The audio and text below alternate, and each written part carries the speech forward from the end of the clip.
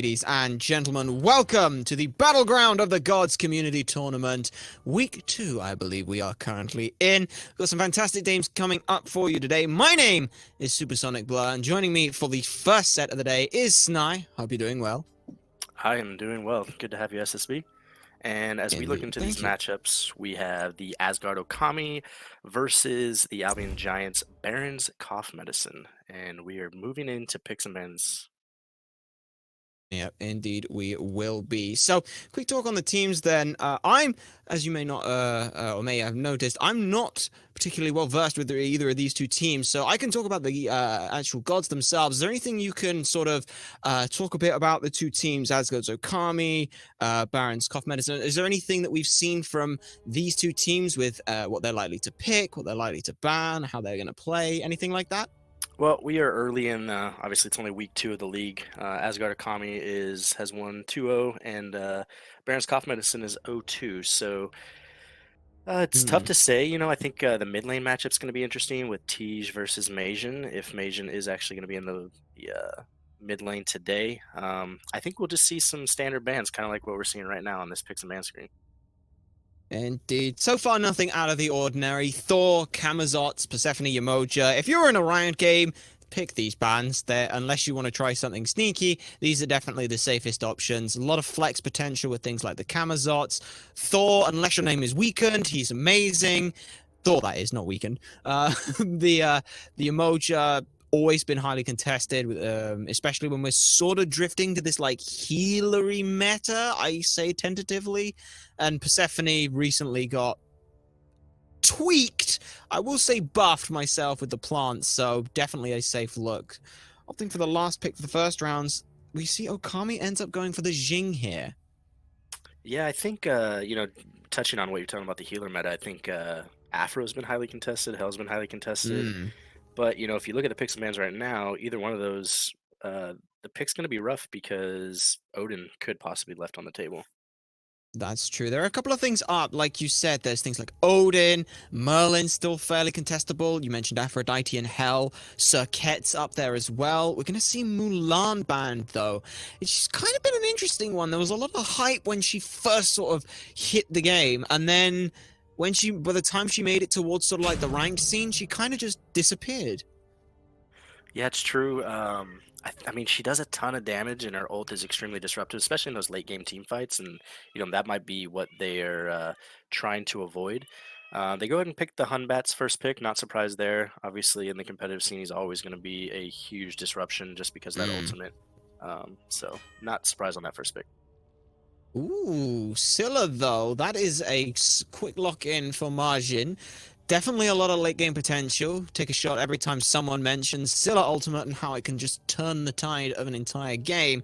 Hachiman as well. Very safe pick here. So I feel like this is kind of comfort and safety that we're seeing right now from the Cough Medicine.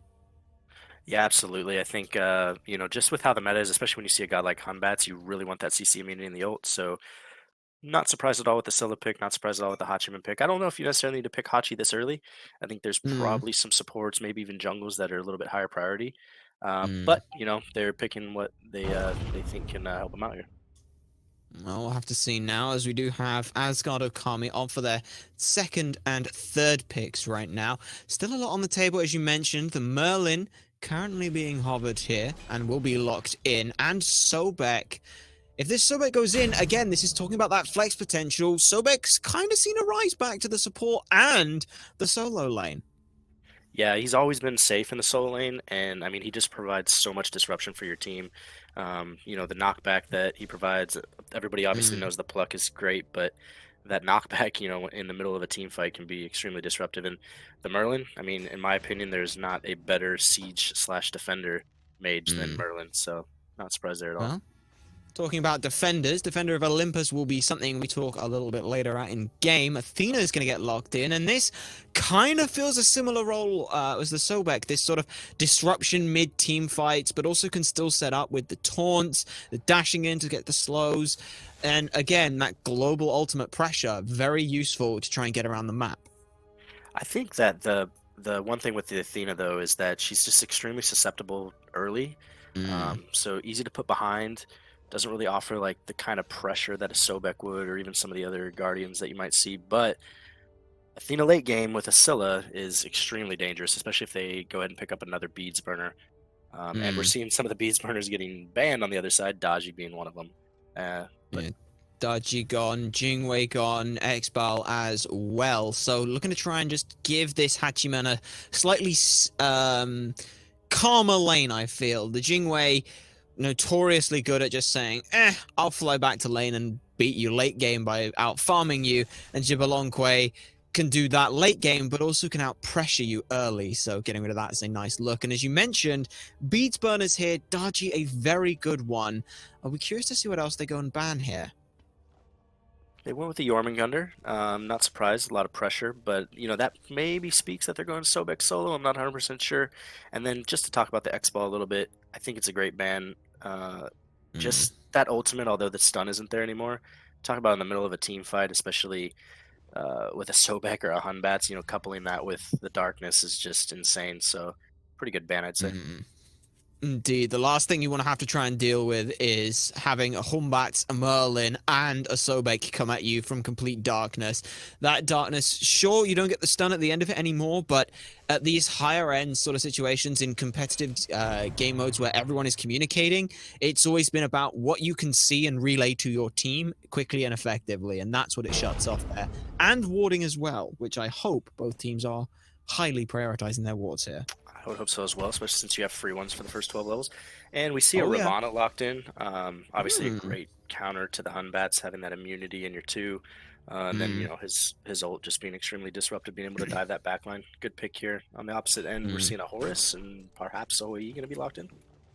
Interesting on the Hou Yi. Hou Yi's kind of seen a sort of a rise and resurgence back. Is there any real reason for that? Is it just sort of the crit meta that this is designed around, or what's the thinking behind it? I think he's always been extremely good, especially when you're talking about a lot of these contesting that's happening in the jungle, the ricochets, the marking people. His ultimate is obviously extremely good team fight, and you couple him with somebody like Merlin, who is extremely good at burning objectives or just putting a lot of AoE damage down. I think he's extremely good. Now, talking about crit, obviously his crit's going to be huge just because of the the increased damage that he's going to be able to plop down on his 2. So the resurgence, I don't know if it's necessarily a resurgence, more of just a revisit. Well, talking on the journey of old revisits, Sun Wukong is the last pick coming out for the Baron's cough medicine. Very aggressive look for this solo lane, and kind of really synergizes well with this Ravan, I feel. It's all about being able to dive in and make sure that when Ravan dives, there's someone else causing a nuisance as well. I think there's just... I'm not a big fan of the Wukong pick here, though. I think there's just so many other extremely good picks that could have been picked up there, but... obviously, it looks like Majin's the one that's going solo, so perhaps, him being pulled out of mid today, he's just going with something that he thinks he can play safe, and, play safe with it. I mean, I kind of feel with you there. It's my concern is who's going to peel for the back line, because you kind of don't want Athena to be the one who's purely on the back line. She's the one who wants to try and taunt people in and set up for Scylla, so... who's going to sit on the backside for Baron's cough medicine? Yeah, I mean, it's true. I think, to... as easy as it is to say that he's, maybe not as good as some of the other meta picks, it's still... Wukong can do a ton of damage. He can dive the backline extremely well. So it's not necessarily a bad pick. However, if I was looking at the picks across the board, I really like Asgard Okami's draft a lot better. I think the Hunbats is just going to be insane, those team fights, and then... you got Tej on the Merlin, and Tej is a dangerous player in itself, and you put him on something like the Merlin, and I think he's going to do a ton of damage. Indeed, that is hopefully what the plan is going to be here. Whether or not that will go ahead, we're not 100% sure, because Barons, they do have the option to try and get things... if they can get on the ball early and start getting DQ'd some kills and get some farm there. I said, talk about when Scylla ults, when you've got setup that this team can do, that's going to be a lot of potential there. So I am curious to see how this is going to play out as we do make our way into game now. As you can see, it is going to be Sobek solo. So I guess I'm curious where these junglers are going to really work this early game. You know, it's difficult right now as a jungler because, especially with the free wards, the ganks are so much easier to see coming.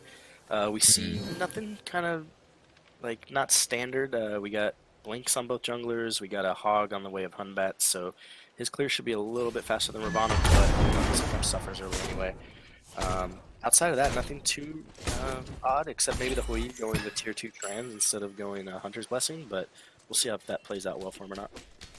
Indeed, gonna have to look at it. Teach going for that new start of grabbing the lifesteal boots fully. I don't mind this on the Merlin. Guy can do a lot of good work with that early power as duo side. Horus trying to be aggressive, use that bruiser nature of being a warrior just to try and help out clear things. Will be fairly good at doing so, and you can see, look how aggressive he's gone with these pots here. That's a lot of sustain that he's looking to try and use here.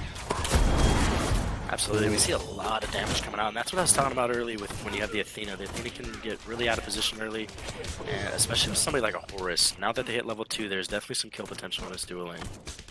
Certainly looks to be that way. No real invade available. Meanwhile, mid lane, Hyde Train finds Tej. Nice little bit of damage there. That's a fantastic look, getting off to a great start early. And that's really what they needed, you know, Merlin coming in with the 2 boots right off the bat, looking for that mobility, that lifesteal. So getting that pick on him, well, you know, as you look at Scylla, she's going for the lifesteal at him right out of the gates. Most likely, we know what that's going to do. A lot of damage to Athena. Shell forced. Good Yaijutsu in though. Puts Kid Dynasty very low. He'll be fine to sustain back up with those pots, but that was a scary look. But Shell forced as with the sprint, so those 2 timers will be made aware of. And right now, it is going to be an interesting situation. They're kind of trying to bully this Athena more, rather than trying to hit down. Yeah, I think pre-level 3, maybe even pre-level 2, that was probably a good idea, but they should probably start switching focus, which looks like they might be doing. Good damage. Can't quite find it. Jumps in over, but the body block's actually good, but not good enough. Kiblan takes another one down. That's a return kill for the Asgard Okamis. So they are going to go ahead and try to abuse this. And now that we have this Hui feeling himself, definitely jumping in, trying to hit these ricochets. Dangerous. I mean, hey, if it works out like that, you jump in as much as you want. The old Captain Twig treatment there. So it works out better than Twig's found himself as now. Bit of a rotation Von, here. Hyde Train. Should be good to try and get something. Charge Praise actually body blocked quite nicely. But no more poke, just a little bit more. So I'm surprised we haven't seen a look for a potential invade here on this blue buff. Yeah, it would have been a good time to invade. Sobek is not really going to be somebody they're going to be able to kill. So maybe going for that blue buff would have been a little bit more logical, but we see him good going back and getting their own blue buff. We do have a potential invade coming out of Asgard Okami on that Humbats, but nothing is to be found in that jungle.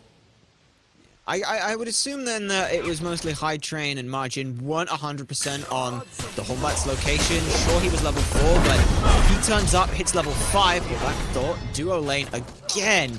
Huge amounts of pressure coming out. And this is what Horus is looking to do the whole game. Just fracture, stun, knock you up, follow it up with another stun, and you just die.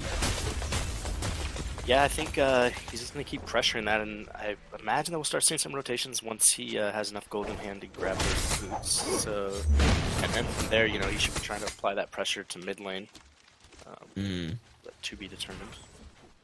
That's hopefully the plan now, though. Blue buff will be secured by Asgard Okami. No invades going away. Slight gold lead coming for Baron's Cough, but are they okay with this going sort of just stalling out? Do they feel comfortable with it as a better late game here? You know, as far as the drafts are concerned and late game is concerned, I think that the teams are pretty even. However, when you look at that combination of an Athena with a Scylla, that's the dangerous. Certainly looks to be it right now, though. Whether or not we'll get to the late game, it's all in the hands of Hyde Train. Puts in some good work onto Tej. Will Mystic Rush in? He doesn't even need to hit the last shot. Minions will do the work for him. It's another pick onto Siege and a second kill for Hyde. Very good movement and placement for that Ravana, you know, as he stepped out and some of that damage. I don't know if when the flicker was used by the Baron, but don't save him. I guess you could see that Tej could not hide from that damage or get away from it. as it were. No blink was needed either. Kid Dynasty trying to 2v1 right now. All is good, but just trying to hold the wave, make sure they don't push it in too far. Wait for the Ho Yi to get back in, who now has his Transcendence online. And the risk of going to tier 2 transition looks like it's going to pay off with him having it finished 5 minutes into the game. Interesting build path from the Merlin. He's going into that He's going that full lifesteal build. I'd like to see a little bit more CDR.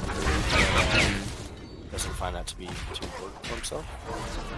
But now he's just going to try and out-sustain the Scylla, but I'm not, again, I'm not 100% on this sort of things. You usually, with the stance switches, I agree, you want that sort of more CDR to be able to get through more rotations of the kit, but I guess in this instance, Tease just wants to make the one rotation he gets off hurt more than 2 smaller rotations would enable him. There's a bit of attempt for an invade here, but isn't going to work. Nina ult comes through, dashing forward, trying to find the Humbats, will get the taunt. Can't find any follow-up damage though. Hachi's here on the mounted archery, finds some good work, but a nice Fear No Evil puts all 4 away.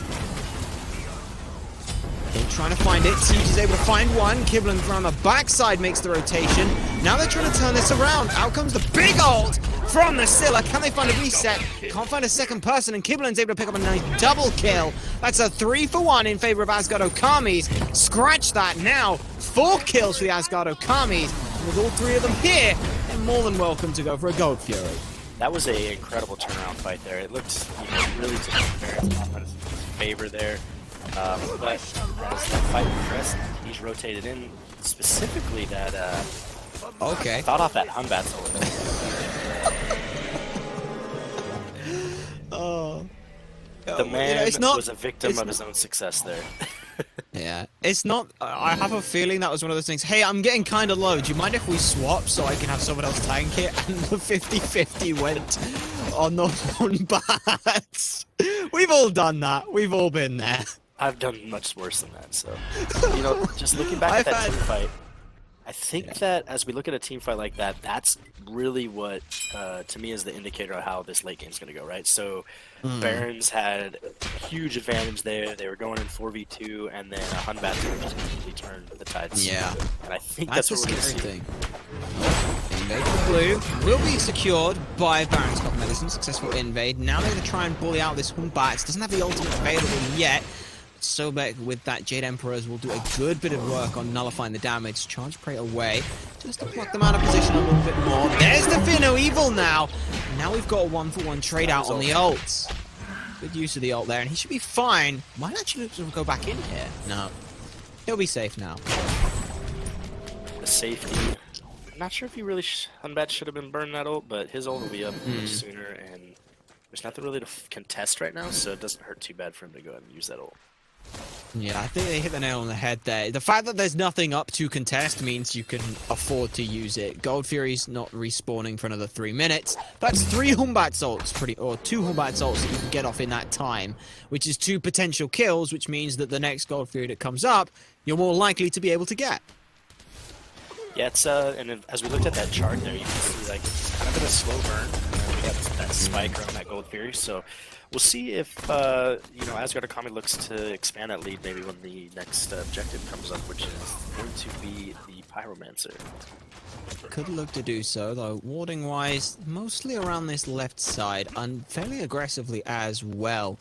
Though I think that the thing that I want to see from Barons is they need to make sure that when they are going in on someone, everyone is going in on them. We saw so much like commit to try and grab Savage in that situation. We saw the overhead kick from Hyde. We saw then the Athena ult, the Athena dash to try and taunt. No one was there to follow it up, whereas now you can see that's what we were looking for. Taunt into a good bit of damage, and suddenly Kid Dynasty's sat at about 60% HP. If they can keep doing things like that, they'll be okay, but chasing so far and no commitment, or no follow-up damage to the commit, was the problem. Now, blink forward and dash in. Will put Kid Dynasty low, but he gets away with a beautiful Protector Surge and Peel from Hunbat. Now will the Monkey get away? Yes, he will. Sprint gets him out and saves the day. And that was just another amazing play by Savage there to come in with that ultimate to save his support's life and also get a kill off of it. Now though, and that I think is going to be the big thing. When Barons go in, they have to know where Huge this solo combat is. That's a nice, you said it there, that's a nice solo kill. That's now a 1.5 to 2 level lead. Dirty Nap Dan, or Dirt Nap Dan, excuse me, taking one of those dirt naps himself. He's now got his Devourer's Gauntlets online, and this is interesting. Hachi, not what we really think of Devourer's Gauntlets for, but I thought we might see a bit more aggression in mid, just to try and chase away this Scylla. I think the buff on Devos is definitely, you're going to see it built a lot more, even on gods that maybe didn't build it. But he doesn't really benefit for trans, so as far as the stacking is concerned, I think Devos is good. This, the fully stacked trans, or coming out of Hui, though, you're going to see huge damage numbers come out of there, which is really why that 1v1 happened, and it wasn't even close. Yeah, so he has extended that to about a 2-level lead now. They do have 3 members sort of sitting around this left-hand side looking for something, but nothing that they've really got to worry about. Kivlan is already back to base, got full warrior Tabai, a rarity nowadays, but well, that thought, 3 around this mid side, looking to try and put some damage on. Actually, Athena ult's channeled, so they're going to all in try and commit here. Everyone's just disengaging. That's big damage. They can't keep getting away with this. Again, another fight, the Barons start.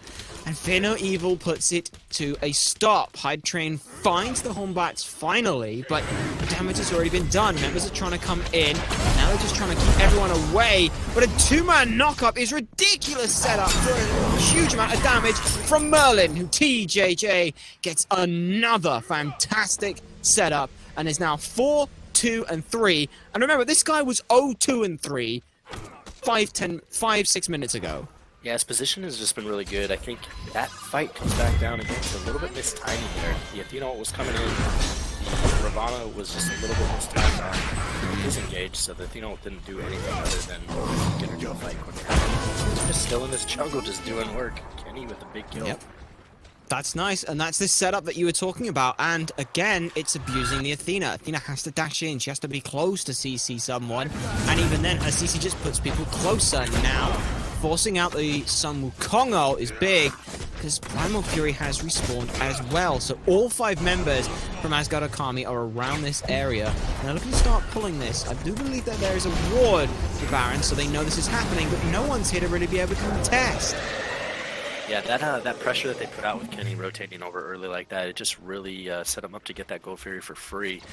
And there's that spike again. I mentioned it last time. We're gonna see, are they gonna do something off one of these objectives that happens to be the Primal Fury, but just this slow bleed. But every time an objective comes up, they're gonna spike that. So looking at Barons right now, how are they looking to try and stem the bleeding here, and what is it they need to do differently in any of these kind of engagements they've taken? Because we've seen them go for engagements, they just never kind of worked in their favor. Yeah, absolutely. I think the key here is timing on these engagements. They've had a couple of them that would have turned out a lot better had the Ravana landed or been near somebody when the Athena ultimate was coming in. So it's really just timing. I think they have the right idea. Their jungler's playing great. It's just a matter of getting these engagements and timing them properly. Because a couple of those small things, at least guys there instead of Okami. Indeed, and McBain has been doing fairly well on the way they've been playing this Athena. It's more been a case of almost like you'd think from a solo laner, this idea of I'm here to keep someone else from engaging in a fight. We saw in the last one, when Sobek makes the rotation in, first thing that happens to them, immediately taunted away, trying to keep the rest of the damage up. Unfortunately, Kid Dynasty and Thieves were just able to output so much more control in that process. Now, Wukong caught alone. And that's just going to happen every single time. You put someone close and, hey, we'll CC him to death. Yeah, it's going to get worse before it gets better now. You guys are really snowballing. And, if you look at these mid laners builds, too, it's kind of interesting. They went into the Typhus third. Expensive. Hello. Big fight, looking around. Hyde trying to do what he can. The rest of the team, though, is coming to back him up. Athena does land in, Mystic Rush will get away, but McBain is left as the sacrificial lamb. Scylla now getting burnt on the backside, so the rest of the team charges forward. Tier 2 tower should be on the menu here, but once they get through, is Tier 1 first. Hyde Train, unfortunately, they're not able to get just enough damage through, so we'll be able to slip away thanks to a nice overhead kick, but Yeah, we said before, this is a roaming death ball right now for Asgard Okami. And that's all they're looking to try and do is snowball further and further ahead. And they're doing kind of exactly what they wanted to do here. Big kill coming out of Deco, though. But not sure if they're going to get much more off of it. TD's just out of mana. Well, he doesn't care, though. He's coming in. Looks like that was a beads that he got out of it as well. Hey, do you take the small little victories and things? And I think that as Asgard Okami do need to be a little careful. They are ahead, but any trade that Baron's Cough are able to get come away with is good for them because they're the team that's behind. So they had to do more to earn those kills, and they'll get more thanks to the way that the gold bounties end up working for them. Yeah, absolutely. I mean, you still have a Scylla on this other team who is level 14 as well, so she can do a ton of damage, and she's got the setup too, so a lot of these fights could get turned in their favor. Indeed, so do keep an eye on those damage numbers. Expect to see them come through. And of course as well, all those fights that end in a trade just mean the game takes a little bit longer. Means Scylla's able to get some more gold online, get some more experience. You know, fourth item here, I'm expecting some heavy penetration here. Maybe some cooldown, so we could see either a Spirit Deso, maybe just a Karen's coin, something like that. And then this Scylla is swinging. Because she's already level 14, so that's 2 abilities fully leveled right now. Yep, so she's going to get that bonus power out of it, and the additional roots too out of the one, which would be huge in some of these cluster team fights that are happening in the jungle. But it looks like Okami is looking to just siege down this mid lane and finish this tower off, but they could be setting up for the Gold Fury that's going to spawn here pretty soon. Could be looking for it. Keep an eye on Kenny. Keep an eye on Kenny. He is on the backside. Members from Barons are going to try and just push him further away. This siege on the mid tower, though, is certainly a curious one. All 5 members seem to be around here. Are you sure? Do these guys think they're playing Assault right now? It looks like it. You see a tower dive come through. Double Taunt under the tower is big. Unfortunately, just huge damage from Tej. Sets up fantastic Fear No Evil. And again, another pick goes down. Try to find Kid Dynasty on the backside. Isn't going to end up happening. Savage picks up Deco. Now the damage dealers are here. Mounted Archery comes through, finds one. Hydrain finds a second, so it's a 2 for 2 so far. But this fight's turning away from them. Kidland with the ult held it the entire time. Able to find another one. Wukong will fall as well. Only Hyde is left available. And this is, I don't think this is necessarily a Gold Fury. I think this is a tier 2 tower.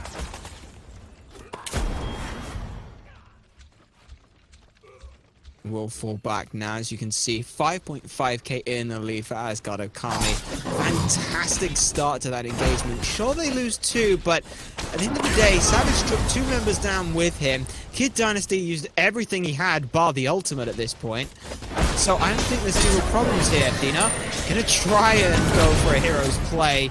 Will be punished for it. So very unfortunate there. And just going back to it, when you as a jungler have dumped your entire kit and got 2 kills, you're fine with dying. I mean, you're not fine with dying, but you'll begrudgingly accept that it's fine.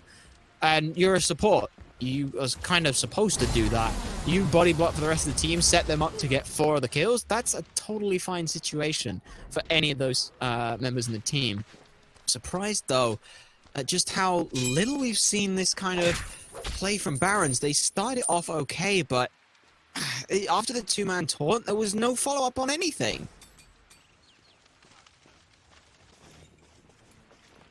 We do go now into 19 minutes in.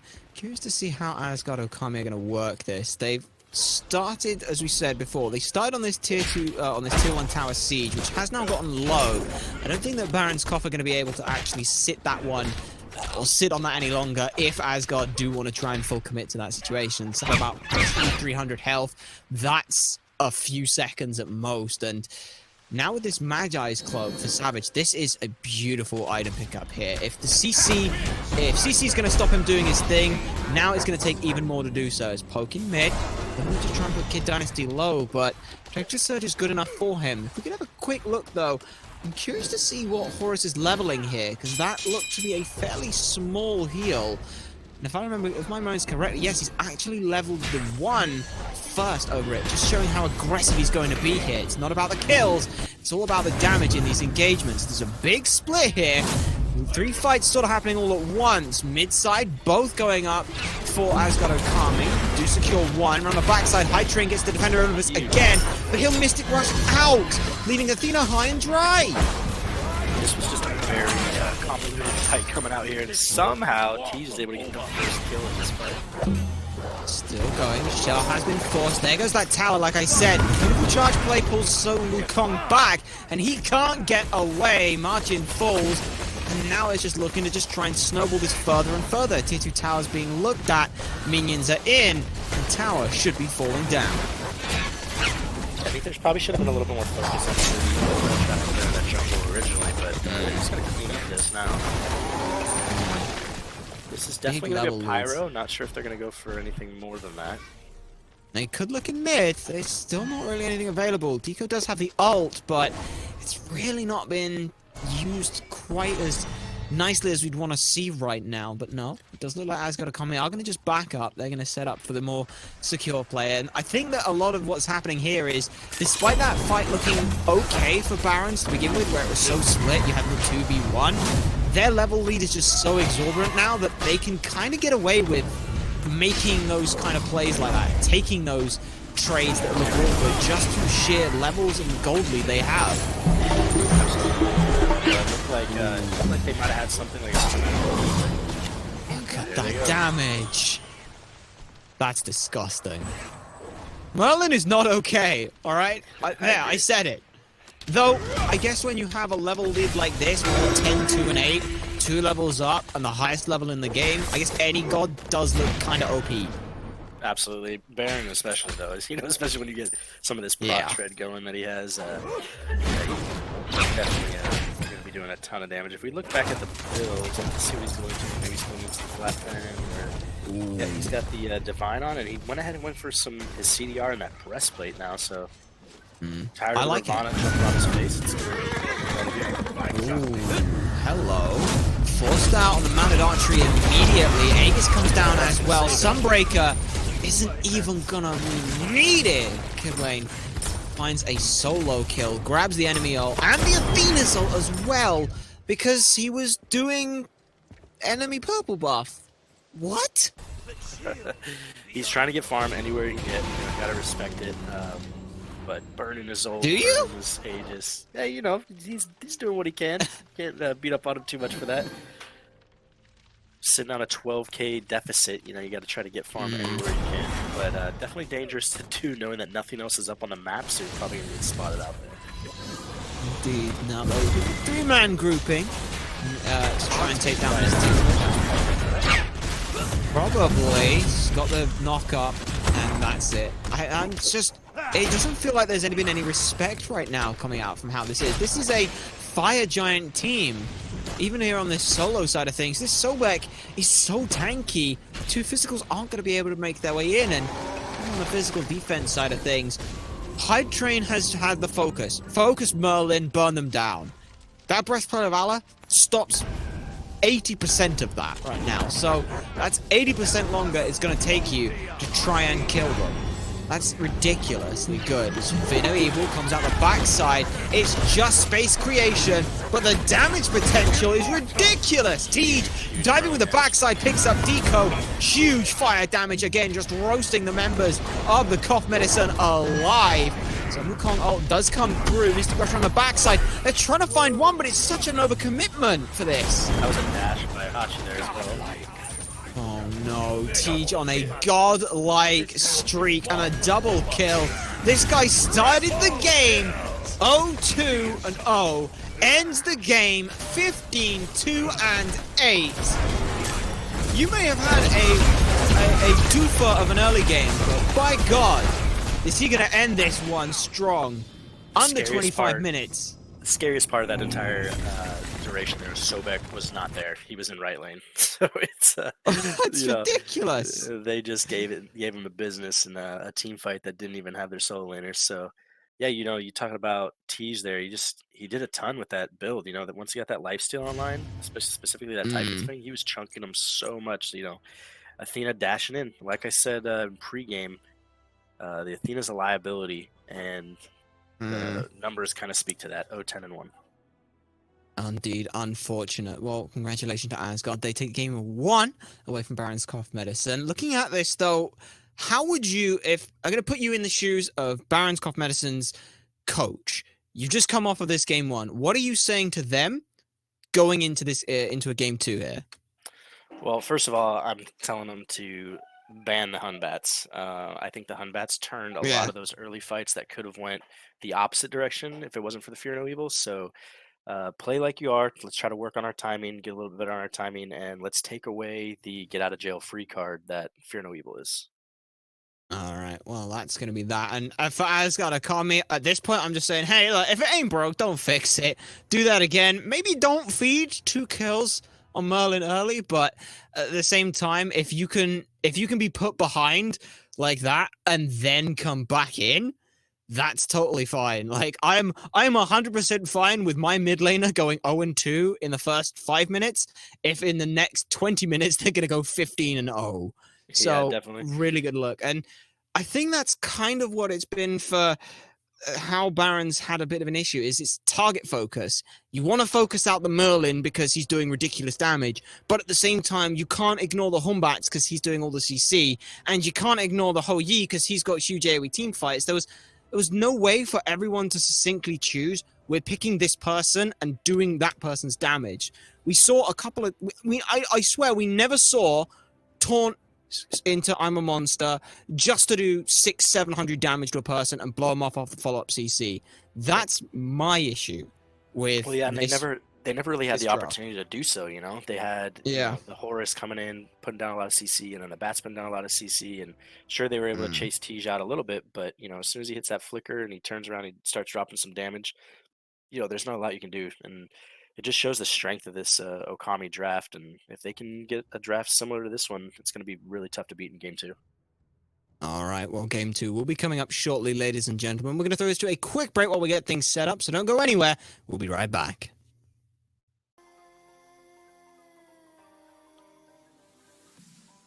All right, ladies and gentlemen, we are back in business. Game one between Asgard Okami versus Baron's Cough Medicine was a bitter pill to swallow. And unfortunately, in under 25 minutes, Asgard Okami just came out swinging. Game two, going to have to see quite how Baron's Cough Medicine are going to be able to switch things up. I'm Supersonic Blur, once again, with my snide buddy over here for game two as we make our way into picks and bans. Yep, and again, we'll kind of see what they go with. Hoping to see that Hunbat's ban or they pick it up themselves, but we'll see the Persephone first, no surprise there, followed by a Kama. Indeed. Camazot's Persephone, both we saw last game being banned away. As with this Thor, the Humbats, though, these are some very fast bans, picks and bans coming through. Yamoja, Thor, Camazot's, Merlin, Humbats, however, coming out for Baron's Cough Medicine. This is a look I love seeing from them. And we have a huge respect coming out here because we get the Bats ban, we get the Merlin ban, and then they pick the Sobek up for themselves. So they are not messing around. And then they pick up the Hoi. So they're like, we're going to take your guys' medicine and we're going to use it ourselves. I mean, if you can't ban away everything, pick it for you. Mulan, though, does slip through the cracks, and Asgard Okami are going to look to try and run that one in. They will also pick up Horus, but not before, as you mentioned, the Ho Yi comes through for Baron's Cough Medicine. However, the Kukulkan as a change up for the mid lane, so still a lot of damage, still a lot of farm potential, but just comes online a little bit earlier. Yeah, I mean, it's just going to allow that clear. I think... the Scylla, in my opinion, is a little bit better of a pick overall, but Cuckoo, especially with that immediate tick going out on that tornado, it's very hard to deal with, especially as like a jungler where half your health is getting taken away just because your toe touches the line. See a Thoth on the other end, though, and they still have that Horus, so they're looking for a lot of disruption. I'm really curious to see how this Mulan's going to be played out in some of these team fights. We didn't see Sobek impact a lot of the early team fights, but hopefully we get to see that with the Mulan. I'd really like to see what she can do. And it is still sort of a flex pick here. Definitely her better roles, I would say, where she's more tanky, but you can still run her as sort of the same vein as this Achilles was when we saw him a lot in the jungle, this tanky frontliner, but builds with a slight bit of damage. And you mentioned how disruptive her ultimate can be. If you can get that off, it's, I believe, 900 base damage and over 100%, like 150% scaling. So it's not something that can easily be ignored in a team fight. And it's really the knock-up that comes right after it. So if you have a huge team Mm. fight into a group of people and then you knock them all up right afterwards as well, it's just really disruptive. And we're going to see the X-Ball and an Oleron ban. Haven't seen too much Oleron, but maybe they don't want that slow on top of a Mulan and a Horus. And then followed by a Daji, so they're just getting rid of that Beads burner again. It looks to be the case. And a safe option here to get rid of Thoth and Horus. Kind of don't like it when you can be jumped on such a way, and Trickster Spirit could follow quite far. We are going to see a Medusa, though, and I like Medusa.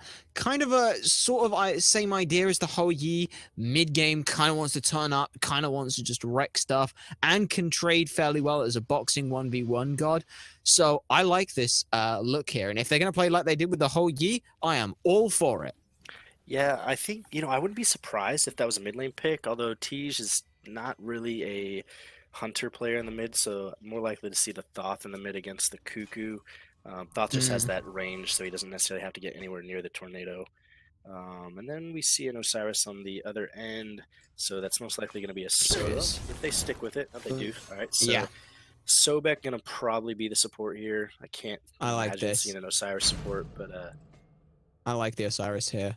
looking like a pretty Osiris. good He's definitely a good pick. It's also as well, if this Mulan is going solo, Mulan likes to be a lane bully. And the only way that you can deal with that is to be a bigger bully. And the two big bullies are going to be, you've got, okay, never mind. I think that is going to be the Mulan jungle. But this idea was you be a bigger lane bully. Kukala and Osiris both do good. And even if it, as I was going to say, even if it isn't going to be Mulan in the solo lane, it's still nice to be able to have that as the last pick. Hades, bait and switch me. It's going to be a Hades solo.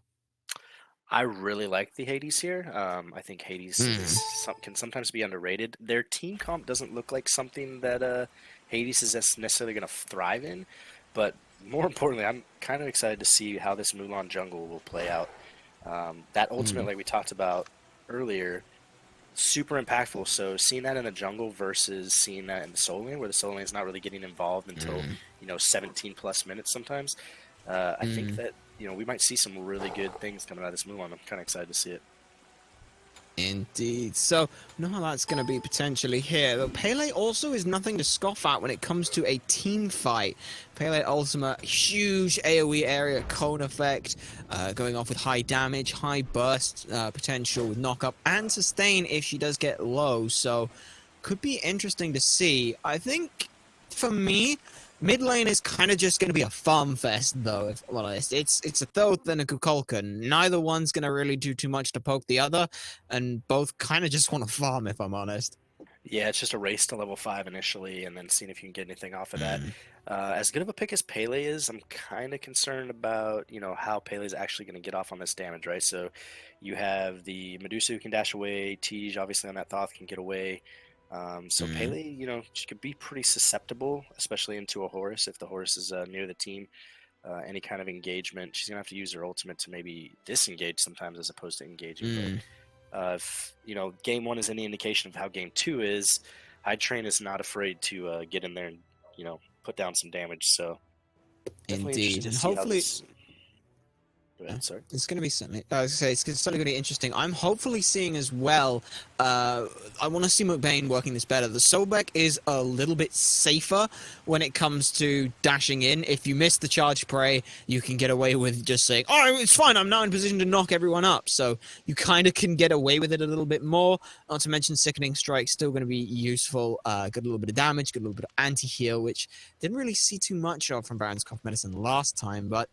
We do make our way into game. Everyone's just trying to sort of feel things out. No cheeky invades, no particularly or integral starts. Just everyone going to be at buffs, and no one's really going to say much about that.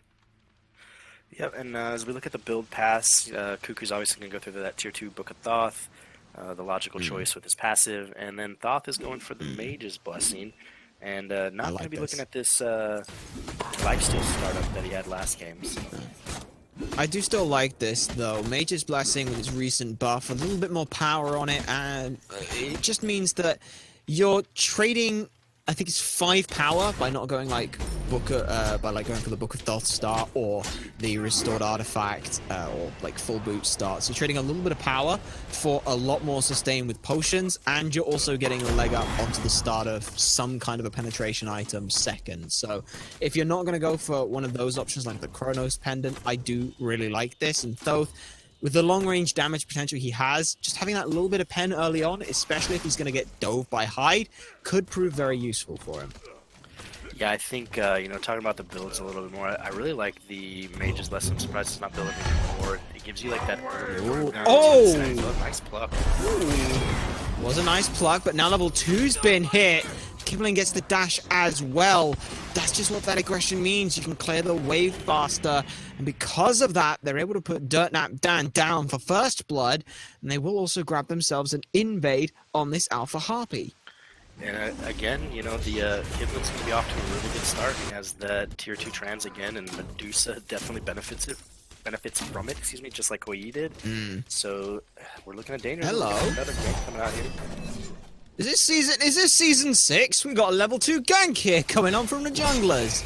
Mulan just putting a little bit of damage in. Dash forward though with that lacerate, trying to get some more poke potential off. And honestly, I still love it. Medusa, everything in her kit screams, I am going to attack you.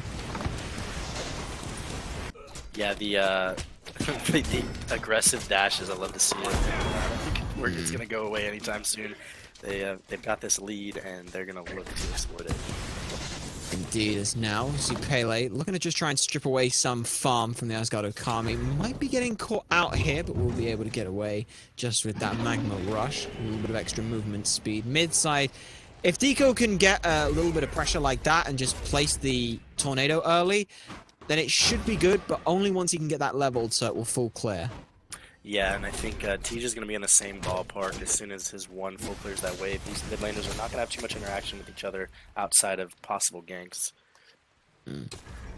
Speaking of ganks, then, are you expecting Savage to be the one making more on the rotations, or would you rather think that would be from this Pele? Who's got to be more on their toes right now? I think, as you look at, just the gods in general, I think Pele is theoretically the one that should be rotating, should be ganking more just because of the movement speed. But looking at the play styles and how these players have been playing in the past, I think Savage is definitely looking to make these rotations. Well, Bane dashed forward, didn't find anyone, does use the knock-up, and we saw immediately Kibling was just like, alright, they dashed, I'm going in, and Bane took a lot of damage for that. We'll try and sustain their way up, but just, I'm looking at this from almost a solo laner point of view. Kid Dynasty still has a lot of their pots still available to them, whereas Bane does not. Yeah, and this dual lane is got a little bit of pressure from the Savage. Oh, that was beautiful. Savage wasn't able to pull him all the way back in, but having the vision meant that as soon as Deco turned the corner, his face was met with like 700 damage.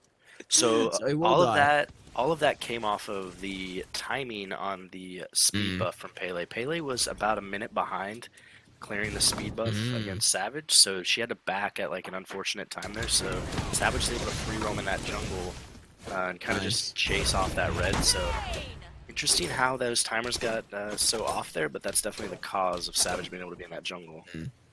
I'd assume it was on that invade of the back Harpies, and then we saw that Hyde had to sort of juke around and work their way back through their back through to their side of the jungle.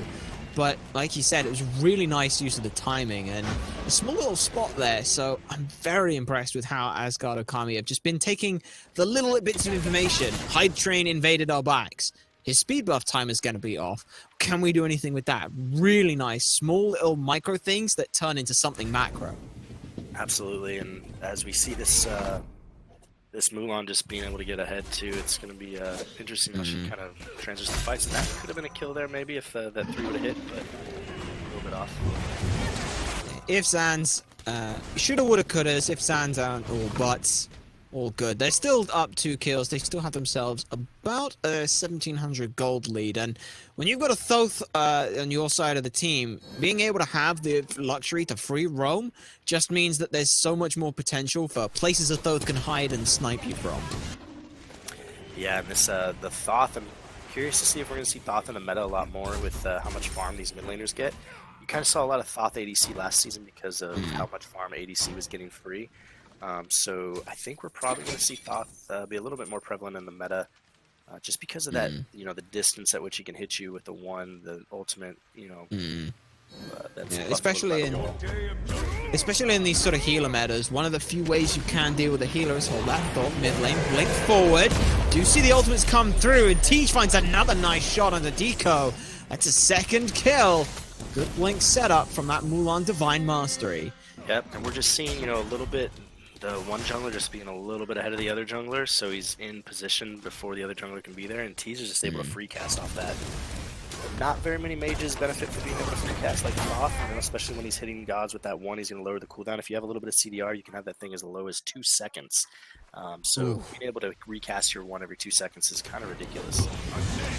Well, Horus trying to get a little bit frisky in the jungle. We'll leave the volcanic lightning ult that comes through, but Tectus is around the backside, and the hieroglyphic assault is sure living up to its name.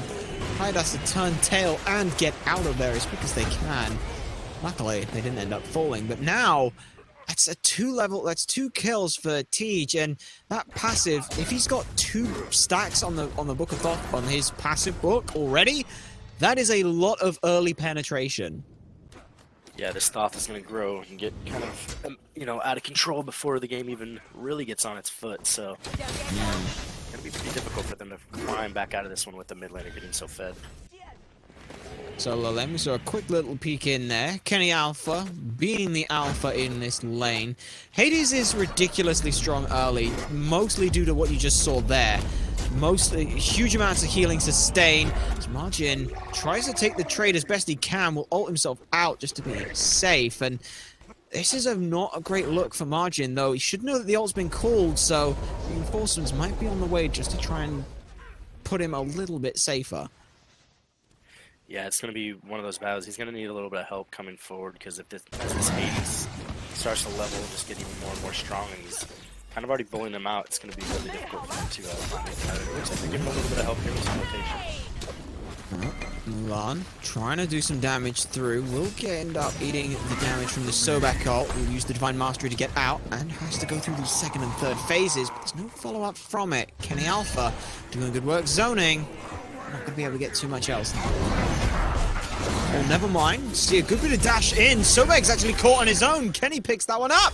I think I cursed him there. I thought they were going to be able to disengage there, but no. Full-on commit and stop McBain from being able to get away. You know, it was just I'd say a little bit of Blaze just hanging out a little too long. They kind of got what they wanted, or, you know, they were there for it. Everybody else kind of backed off, and he just kind of stuck around. His ultimate was already down. Asgard knew that, and so they went ahead and rotated the support in, and you could hear the Thoth charging up that Final Judgment. Yeah. Napdan has to be careful here. Does have minions trying to do tanking as well. Doesn't want to eat too much poke from that. Both these hunters having boots, however, Napdan, because of those early kills that they dropped, ends up so far behind here. Does have a full Hunter's Blessing, but I think I'd much rather have a nearly finished Transcendence at this point. Absolutely. I mean, the power that's going to come off of that, and Teej is over here rotating. Be able to help out. Looking for a fight. Beats forced by Hyde Train. Good use of the Petrify there. Teej again with the Hieroglyphic Assault from so far away, able to just do a good bit of damage. Try and find some more, though, potentially for a turnaround here. Blink forward. Mulan trying to do what she can. Lane, though, getting very low. Final Judgment's just off the mark. They will keep this one going. Shell has been used. Nice knock-up. Gets Blaine out of there. He's not going to be made into a pair of shoes just yet. And T's showing that, you know, he can miss abilities as well sometimes. He's mortal. They were looking like they were going to set up for a gold or something, but they're going to get a tier 1 off of it, it looks like. So he's just hanging out in that jungle for quite some time. Certainly was. Now, though, 10 minutes in, a 3,500 gold lead for the Asgard Okami. And a good bit of lane pressure in most of the lanes. Barons have to be careful right now. Losing pressure in 1 or 2 lanes is okay, as long as you can get some pressure in the third one, because then Asgard Okami have to choose. Do they want to put their pressure into dealing with the lane that's ahead, or do they just want to spear the other lanes that they've already got ahead? Losing all 3 lanes leads to situations like we're seeing, where no one is able to really step up, and the whole of the map is just completely exposed right now. Yeah, you can see just the way that they're kind of rotated around. There's 4, 3, oftentimes. They're kind of going to goon squad it up like they did in game 1. Just roll around, try to get a pick, and then go for these objectives. I imagine that we're going to see a gold Fury here shortly. Potentially is on the table. Looking to just try and get some ward vision set up around it, or potentially even a pick, but a lot of the vision is in favor of the cough medicine right now, so they're kind of just being controlled, so they will instead look to try and steal away this red buff. They are successful in getting it. The turnaround might be too much. Mulan locked into the ult animation. High Train's able to pick up Savage, and now with 4 members here, they're looking to try and keep it going. They can't quite find Horus with the ultimates there. They will keep him in place, but huge Petrify around the corner keeps him alive, so it's just a 1 for none. Yeah, that was a really good answer on that red buff. It was a little long, probably just getting a little excited, but now that you have Tej here, the tides are a little bit turned. Trying to just get away from things. Horus is still around.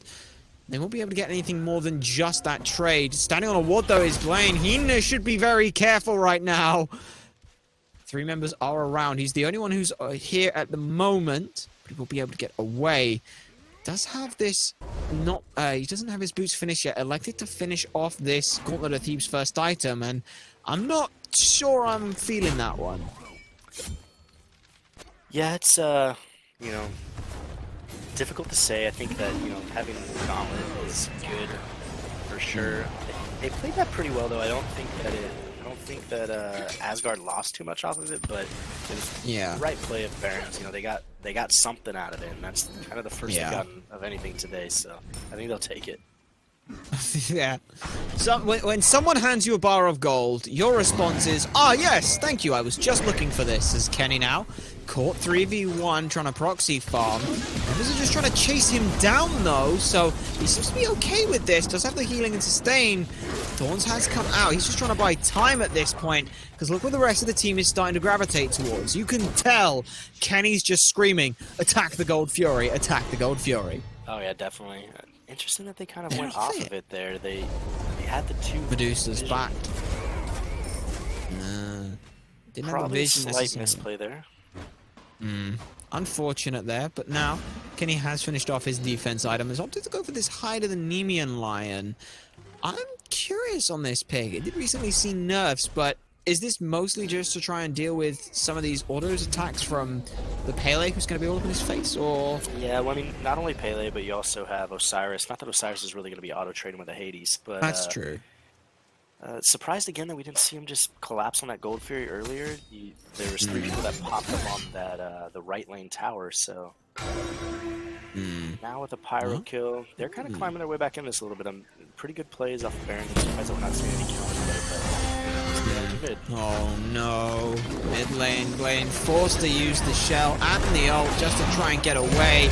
Won't have the luxury of doing so. Spirit of the Nine Winds comes through, but that's all fine and dandy. You hit it, but there's no follow-up for it. So ults go down, and Tej comes away with another kill. And you see that they kind of just get that for free. You know, everybody's healthy, and we still got a split push going on the left side, so... It's big for this, and I like what Asgard Okami are doing. They're just saying, right, we know that you guys have got a fairly decent mid game. You've got Pele, you've got a lot of CC. What if we just out-farm you and took all the towers on the maps? Because, you know, gods are going to respawn, the Furies are going to respawn, towers don't.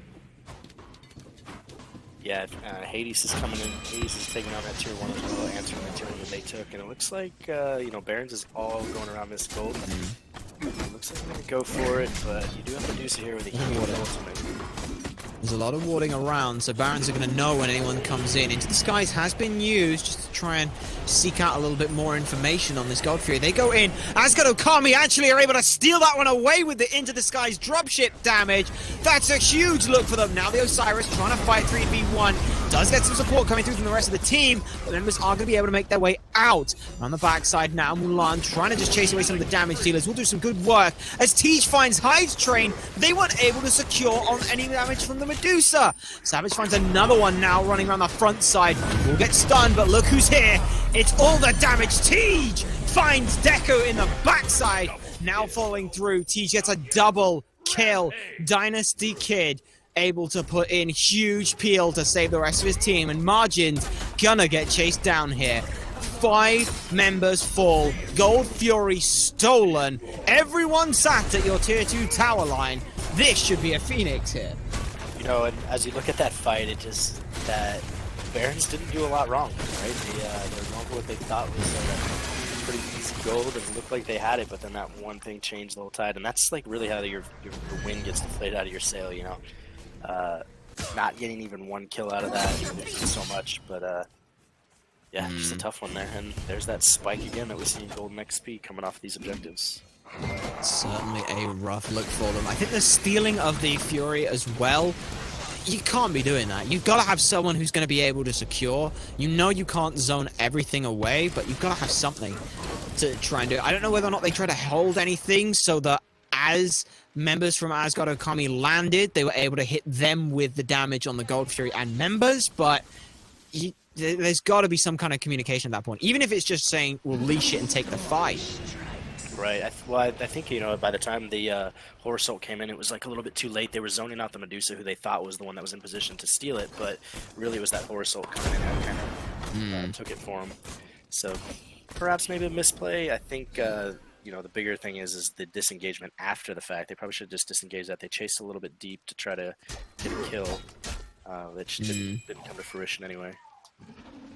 Looking at builds now, Barons have got themselves a good bit of anti-heal online. There was a bit of concern I had over how they're going to deal with it. This Hades healing does heal teammates as well if you're all grouped up around him. He was originally a Guardian, to remember, so he's got that. Not to mention the Typhon's Fang, Lifesteal Boots, and Bancroft's Talon. It's a ridiculous amount of lifesteal. Not to mention, Mulan's looking at a Soul Eater here as well. Yeah, you know, Hades is one of those gods that's really interesting that he can get away with so much like that.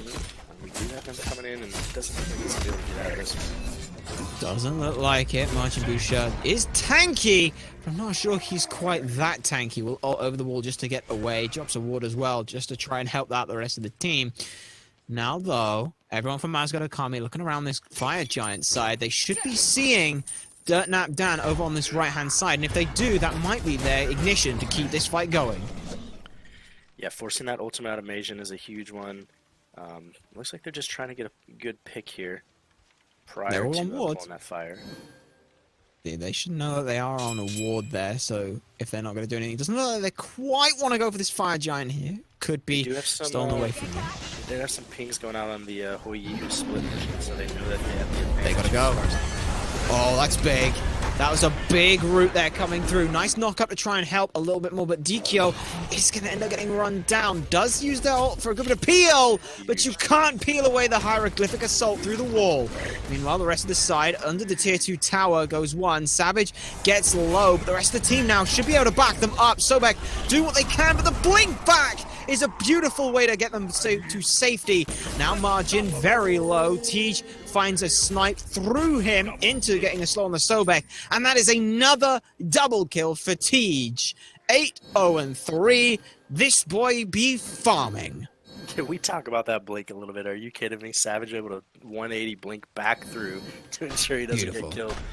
It's just that's you just gotta love those kind of plays we do see now. Fire Giant tanking up. Those meteors doing quite a bit of damage, unless your name's Sanguine, but the less said about that, the better.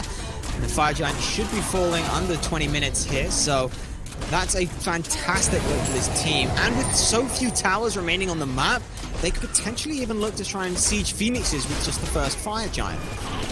Yeah, definitely so. The amount of damage that T just put out here, and then the disruption that you saw in that fight, it was like split, right? Because they could afford to split it because it was it was a 5v4. So they split into the tier 2 and right lane, and they also went down and chased. And they really just wanted to get rid of the Cuckoo, take away that ultimate on a fire if they went for it. They got a lot more than they probably needed, but.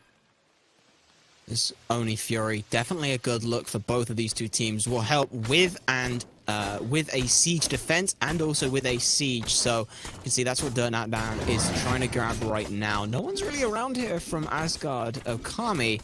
We'll see Savage coming in. You will notice this now. I'm not sure whether or not they got the 2-1 contest. We'll use the Divine Mastery to go in and just chunk down Ho Yi. Asgard Okami walk in and slap away that Oni Fury. Savage finds Dirtnap down on the backside.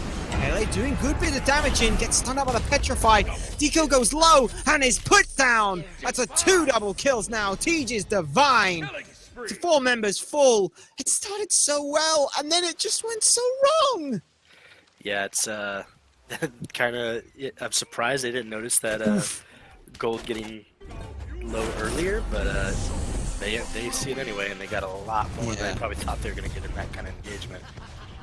That's a very scary situation now. Only the front line stands to try and hold on this tier 2. They're going to 4-1 split this siege as well. Mid-tower, or mid-Phoenix I should say, is the target call right now.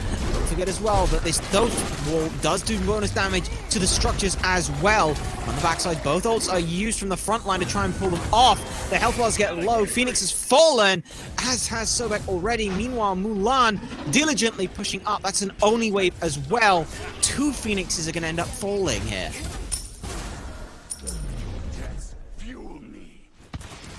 Unfortunate look right now for Baron's Cough Medicine. They still have 1 Phoenix remaining, but these Oni minions are starting to make their way to this tier 1 tower. Whether or not Asgard Okami are going to be able to get into this Phoenix, it doesn't matter at this point. If they get into this Phoenix on the last side, the damage has still been done on the left side. You can see now, members from Baron's Cough Medicine are just trying to push out as hard as they can to try and be ready to hold on a defensive siege here. Republican is good on the siege defense. They have to be careful. Mulan has Blink ult, and it could be quite the engagement setup. Yeah, I think as you look at this this fight moving forward into this Phoenix, it's not a whole lot they can do. They got Fire Giant, 1 good Cuckoo ult, but he's gonna not have even. Excuse me? What? What? You stand still for 1 rotation of that 1 and you're dead. And I think that was probably their last He had to! He was rooted! He was rooted and booted back to base. Divine Mastery just able to clip out and get some good damage. Savage will kill steal as the immortal Tej buys enough time to put down another member. Firebird does get low, but I don't think at this point we're aiming for the Firebird. But Titan is on the ticket right now. Members are here. Hieroglyphic Assault doing work. Everyone's now made their way back in, and I don't think it's going to matter. 2-0 to Asgard Gaming in exactly 23 minutes. 21-2 in the kill column. They really showcase what they can do as a team, but man, Tej, you got to be the MVP of this set. I mean, he just put out a ton of damage. Really carried the team. Got turned a lot of those fights that just with that ultimate early game, and it had to have that them thinking about it the whole time. Yeah, you look at both sides of the carries here, and both of them did fantastically well in their lanes, pressuring out incredibly hard. Savage also as well, just setting up a lot, be it on the Hornbats or the Mulan. Mulan, not necessarily so much just setup, but just that presence alone, and the timings from the first sort of kills that we saw in mid lane were absolutely fantastic. You could easily make an argument for any member on Asgard Okami and say, well, I think they did this, oh, Hades, he outbullied an Osiris, he stuck in lane, he fought 3v1 for a good 5-10 seconds, letting our team try and get some more space created. Tej went 11-0 and absolutely wrecked shop. Kiblen went 3-0-7, absolutely wrecked shop, pushed down towers. There's no one person on this team who looked like they had an off game. Yeah, absolutely. And I think, Asgard Okami, they're putting the rest of this division on notice. You let Tej be on one of these guys that he's comfortable with, putting a ton of damage on, that, they're putting themselves in a huge position to win their games and maybe win all their games. I'd have to say that they're looking to be one of the favorite teams as we move forward in this season. Indeed, that is looking to be the case. So that will conclude our first set for today, ladies and gentlemen. Asgard Okami will come away with a clean looking 2-0. We will be coming back with another set shortly, ladies and gentlemen. We're just going to throw us to a quick break before we get things set up. So don't go anywhere. We'll be right back.